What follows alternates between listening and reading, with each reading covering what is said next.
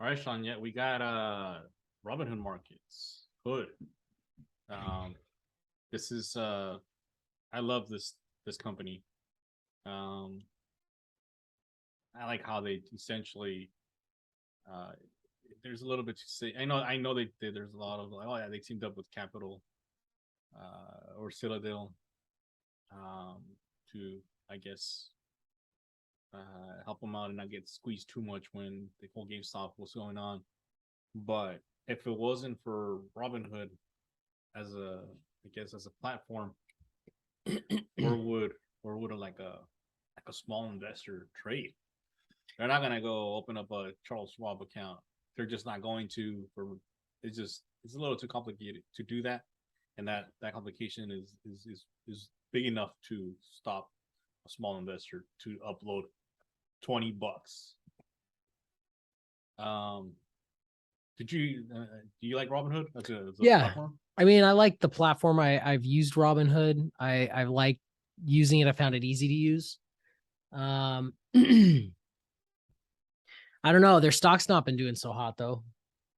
No, Take a not look at since that. not since it IPO'd. So Because this stock was like hot yeah, right when it IPO'd. This yeah, was like the next hot thing. And I mean, they were making a lot of money. Their subscriber growth was astronomical. look at that. New It's down new deposits. 82% from its peak. So um yeah, it's if you bought it, at 55 and you're still holding it right now at $9, you're well not too happy. But No, it you hasn't probably it cut hasn't cut and dropped run too already yet. much. Like Recently, you since mean? even like since mid-November. Yeah, it's 50%, it's I actually mean, 6%, but they're not making money. They're not a profitable company yet.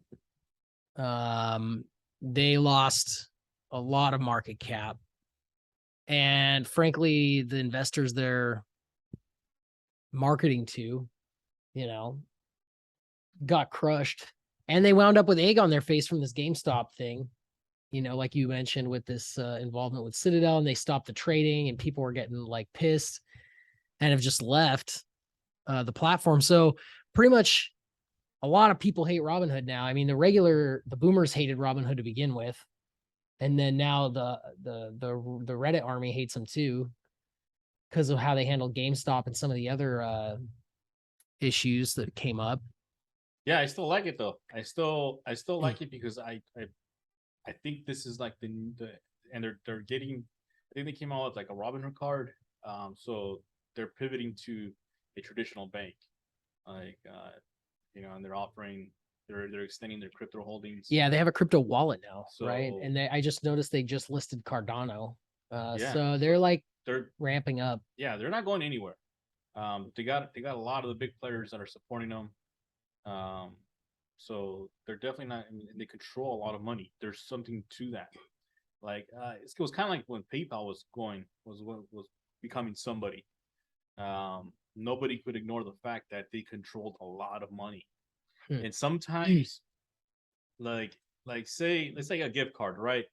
You buy a gift card, you go to Walmart and you buy a gift card at Walmart. Um, what happens if you lose it?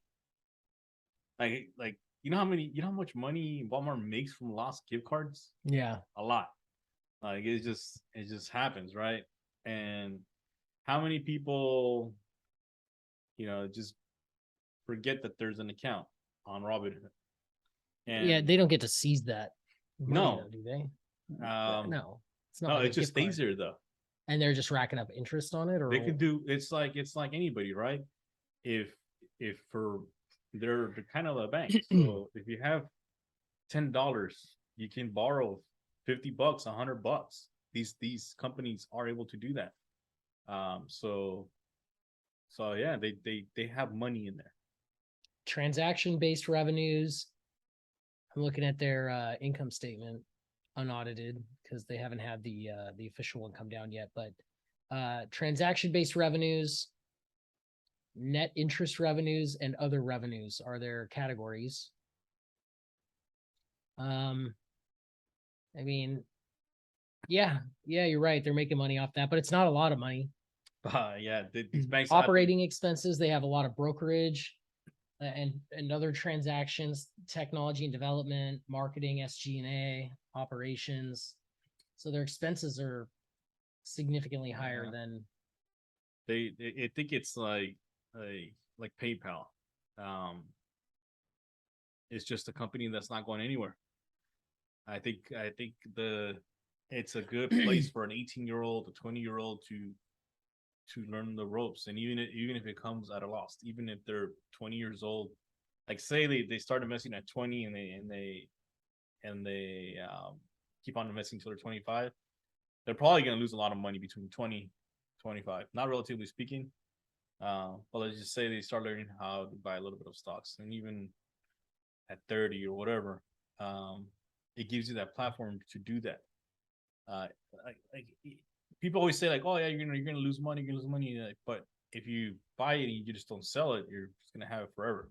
yeah. So especially this platform is still too young to know where a lot of these investors in Robinhood that started with Robinhood end up 30 years later. Like who's better off? Be any data on that. Who's better off? The investor that's never invested, it's never going to invest and just relies on his 401k, or an investor that starts with Robinhood and educates himself a little bit or a lot with the help of Robinhood and other platforms. Um, you know, who knows? Maybe the guy that has a pension or 401k is better off. I don't know, but at least Robinhood gives small guy a chance. Yeah, they definitely do that, but they pissed off the small guy and they pissed off the big guy too.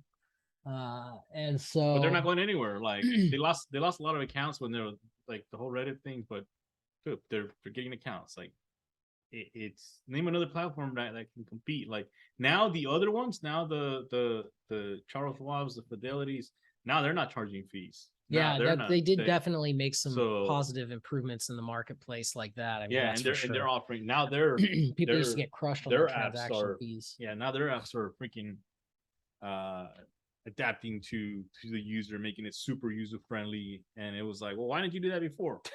Well, Yeah, it forced them to innovate. you know, we're trying to pretend like we deserved your commissions. Yeah, So that's so true. yeah, Yeah, I mean, that was Robinhood's argument in the Congress.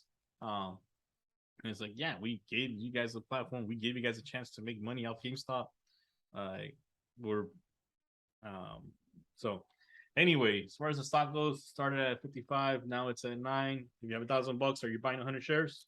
no, not yet. I mean, you might very well be right. They're not going anywhere, but they're not making money. I would like to see some more statements, and I gotta hold off.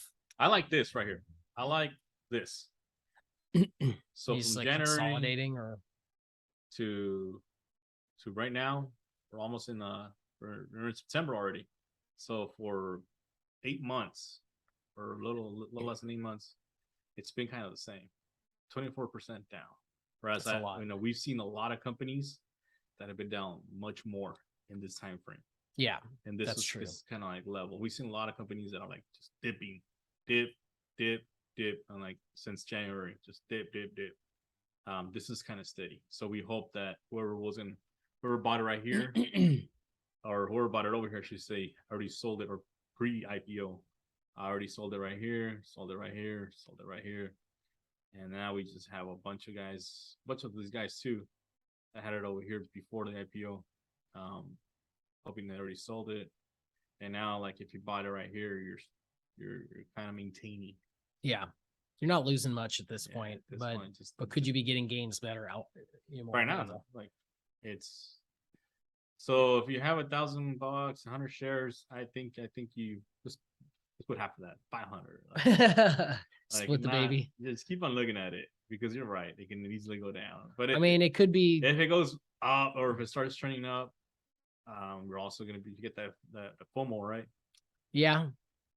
So yeah, I would sit this one out. I want to see more data from them. They haven't been public very long. They definitely have a lot of smart guys in the office. I don't think anybody can deny that these 3,400 employees these guys are la creme de la creme. Yeah, but they just need to be getting more subscribers, and they had such explosive growth for a while that it was hard to see them going anywhere but up. And then here we are.